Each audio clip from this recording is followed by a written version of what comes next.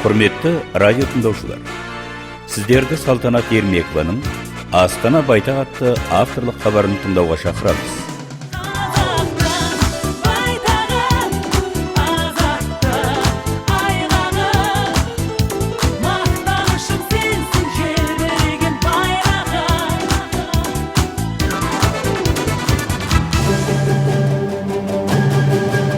Армысыздар, құрметті радио тыңдаушылар.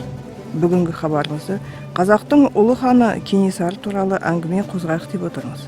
Оның себебі, еліміздің ең атақты хандары негізінен Астана жерінен, Сарыарқа өңірінен шыққан еді. Кешегі 40 жылдай Сарыарқаға төніп келген жауларды беттетпей, қазақты ел қылған атақты хан Абылайдай ардагер, 10 жыл бойы ұлы Ресей империясымен жеңілмей соғысқан батыр қолбасы Кенесарыдай ұлы адамдарымызды бүгінгі біздің тарихымыз күтіп отыр. Кенесары Қасымұлы мемлекет қайраткері, әскери қолбасшы, қазақ халқының 1837-47 жылғы ұлт азаттық қозғалысының көсемі, қазақ хандығының соңғы ханы. Кенесары Шыңғыс ханның 27-ші ұрпағы, Абылай ханның немересі.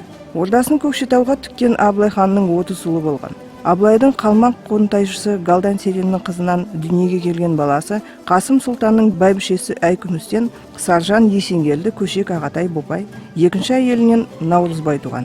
Кенесары өзге бауырлары секілді көшпелі әскери ақсүйектер қауымының дәстүріне сай, жастайынан шабандоз, ұшы қиырсыз даланың қатал табиғатына шыныққан, қиындыққа төзімді болып тәрбиеленеді. Жеке басының ерлік қасиеттері бір беттегі алға қойған мақсатына жету жолындағы қайсарлығымен, дүлей күш жігерімен оның жетекшілік қабілетін айналасына ерте мойындатқан. Кенесарының саяси көзқарасының қалыптасуы Ресей империясына Петр I билігінің кезінен басталған Ресей мен Қазақ хандығы арасындағы қатынастар сипатымен тығыз байланыста болды. Ресей империясы өзіне шекаралас жатқан Қазақ хандығын күллі Азия елдерімен жерлеріне бастар қақпа деп есептегендіктен, оны Ресейге қосып алу қажеттігіне ерекше мән бергенді. Қазақ хандығы аумағын империяға күштеп қосу оның отарлануымен қатар жүрді. Осыған байланысты Кенесары Ресей мен Абылай хан арасында жасалған жазбаша келісім шарттың бұзылғанына наразылық білдірді. Оның Алла қосса қазақтардың басын біріктіреміз де қайтадан Абылай хан тұсындағыдай дәрежеге жетеміз деген пікірі әкесі Қасым Сұлтанның бауырларының көптеген қазақ батырларының тарапынан қолдау тапты. Отаршыларға қарсы соғысты бастамас бұрын Кенесары бірнеше рет дипломатиялық қадамдар жасаған. Николай I патшаға, Орынбор генерал-губернаторы Петровскийге, Обручевке, Горчаковқа хат жолдады. Ақылды саясатшы және әскери қолбасшы ретінде Кенесары жаудың мықты қарулы күші бар екендігін жақсы түсінді. Сол себепті соғысқа мұқият даярланды. Бұл оның қазақтың 300-ін бір мақсат жолына біріктіру саясатынан қару-жарақ соғуда. Оның ішінде зеңбірек құюды жүзеге асыру үшін орыс және өзге ел шеберлерінің тартуынан көрінеді. Қазақ ақсүйектері екі жарылып, бір тобын көтерілісті қолдаушылар құраса, екінші жағы оған қарсылар болды. Соған қарамастан, Кенесарының қол астына 20 мыңға жуық сарбаз жиналды. Оның ішінде орта жүз руларынан басқа кіші жүздің Шекті, Тама, Табын, Алшын, Шөмекей, Жаппас, Жағалбайлы тағы басқа руларының, ұлы жүздің Үйсін, Дулат тағы басқа руларының сарбаздары болды.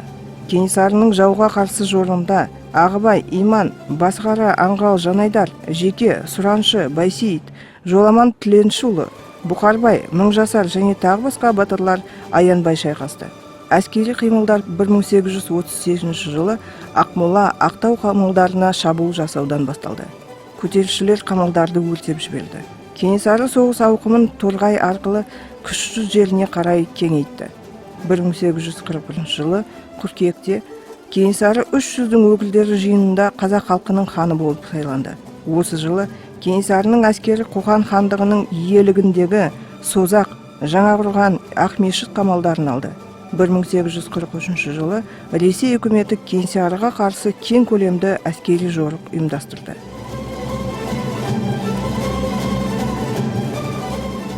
Азаттық үшін шайқаста Кенесары қырғыз манаптарының өзіне бағынуын талап етті.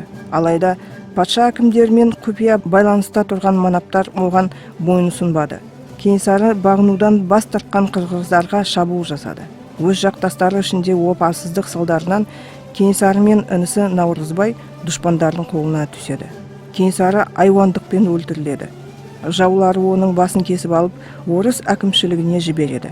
Князь Горчаков Кенесарының басын Батыс Сібір бас басқармасындағы Кенесары бүлігі туралы іске қосып сақтауға бұйрық береді. Кенесары қазақ халқының дербес мемлекеттілігін қалпына келтіру, халқын бодандықтан құтқарып, басын біріктіру, азаттық пен бостандыққа қол жеткізіп, тәуелсіз ел ету мұратын көздеген сұңғыла саясатшы, қайраткер, ірі мәмілегер, дарынды әскери қолбасшы ретінде ел есінде қалды.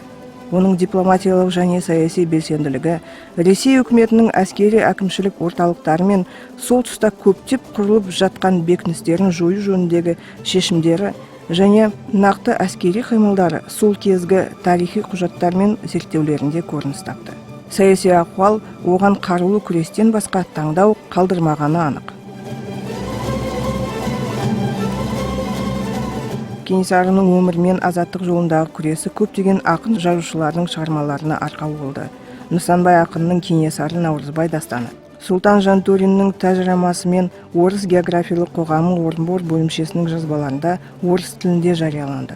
Әуезовтің Хан Кене пьесасын, 60-шы жылдары Есенберлин Қаһар романын жазды. Алғашқы зерттеулер ішінде қазақ сұлтаны Кенесары Қасымовтың бөлігі деген тақырыппен Сериданың 1870 жылы Вестник Европа журналының бірнеше нөмірінде бастырған кітабының дерек көзі ретінде маңызы зор.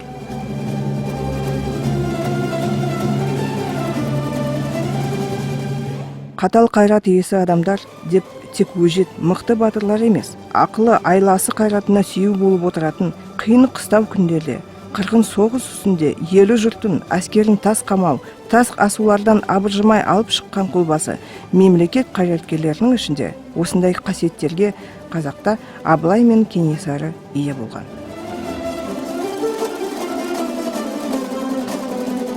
Ал енді, құрметті радио тыңдаушылар, хабарымыз біткелі жатыр. Хабарымызда қазақ энциклопедиясының мәліметтері қолданылған. Хабарды дайындағандар саунд дизайнер Шоқан Тоғжолов, хабарды өткізген Салтанат Ермекова.